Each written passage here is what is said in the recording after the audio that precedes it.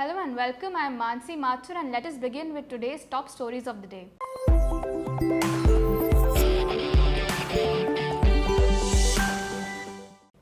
India has reported 47,704 fresh coronavirus cases with 654 deaths in the last 24 hours. If the trend continues, India is likely to cross the tally by 15 lakhs by tomorrow. According to the Ministry of Health and Family Welfare, the government has conducted over 10 lakh COVID-19 tests in the past 2 days. Prime Minister Narendra Modi launched 3 high-throughput COVID-19 testing facilities via video conferencing on Monday. These testing facilities are located at National Institutes of Indian Council of Medical Research (ICMR) at Kolkata, Mumbai and Noida.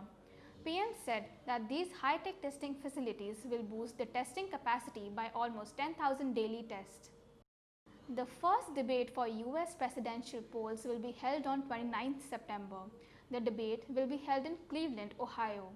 With 100 days to go for presidential elections, the Commission on Presidential Debates (CPD) has confirmed the above statement. The second debate between Trump and Biden will be on October 15th.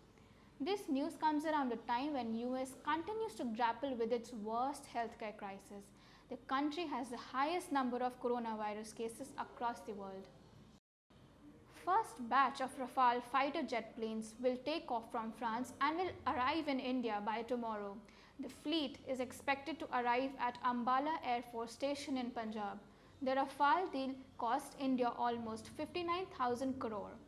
In a press release, the Indian embassy said that the fighter aircrafts will be covering a distance of 7,000 kilometers with a single stop in UAE for air-to-air refueling.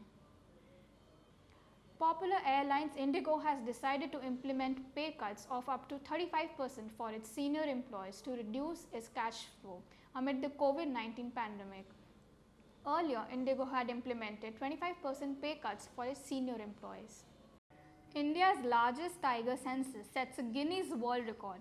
Addressing the media briefing in New Delhi, Union Environment Minister Prakash Javadekar said, India has nearly 70% of the global tiger population and it leads the world.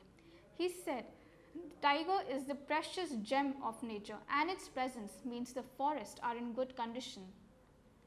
With that, it's a wrap. Stay tuned for more updates. Till then, keep watching Snoopbox.